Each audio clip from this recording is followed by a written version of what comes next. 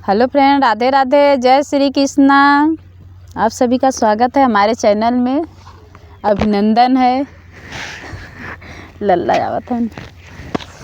गलिया गलिया में चिकोट कहिया आई बबलमा, गलिया गलिया में चिकोट कहिया आई बबलमा, गलिया गलिया में चिकोट कहिया आई बबलमा, कहिया आई बबलमा हो, कहिया आई बबलमा, कहिया आई बबलमा, जेवना थारिया में बिराज कहिया आई बबलमा, जेवना थारिया में बिराज कहिया आई बबलमा,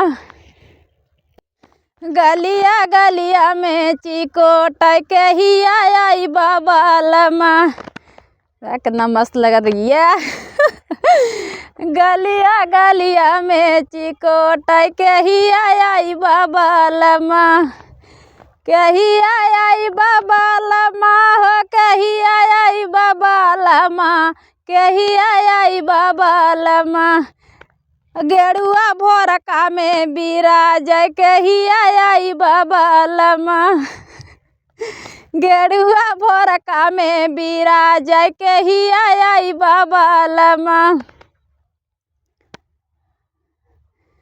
गलिया गलिया में चिकोट कहिया आई बबलमा, गलिया गलिया में चिकोट कहिया आई बबलमा, कहिया आई बबलमा हो, कहिया आई बबलमा, कहिया आई बबलमा, बीरवा तखवा में बिराज कहिया आई बबलमा, बीरवा तखवा में बिराज कहिया आई बबलमा, गलिया गलिया में चिकोट कहिया आई बबलमा, गलिया गलिया में चिकोट कहिया आई बबलमा, कहिया आई बबलमा हो, कहिया आई बबलमा, कहिया आई बबल, कहिया आई बबलमा हो, कहिया आई बबलमा,